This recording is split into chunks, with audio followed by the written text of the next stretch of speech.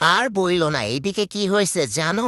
আমার এক পরিচিত, সে শুনছে যে টুথপেস্টে নাকি মাইক্রোপ্লাস্টিক পাওয়া গেছে। নাকি এত বছর ধরে সে যেহেতু ব্রাশ করছে, এখন এইটা নিয়ে সে টেনশনে পাগল হয়ে যাচ্ছে যে না জানি এত বছর ধরে কি খাইছে কি না খাইছে, বা এই টুথপেস্টের কিছুটা নাকি সে প্রতিদিন ব্রাশ করার সময় খাই ফেলছে, এরকম সে চিন্তা ভাবনা করতেছে। তো এখন চিন্তা ভাবনা করতে করতে তার এত টেনশন হয়েছে, এখন টেনশন কমানোর জন্য সে কয়টা ধোয়ালা লাঠি খায় ফেলছে। তো কয়টা খাইছে জানো? 10টার উপরে খায় ফেলছে ধোয়ালা লাঠি। এখন আমি বুঝতেছি না মাইক্রোপ্লাস্টিক এতদিন ধরে যে অপকার তার শরীরের মধ্যে করছে, এখন সেইটাই বেশি ইফেক্ট করবে নাকি এই 10-12টা ধোয়ালা লাঠি ওনার জীবনে বেশি ইফেক্ট করবে?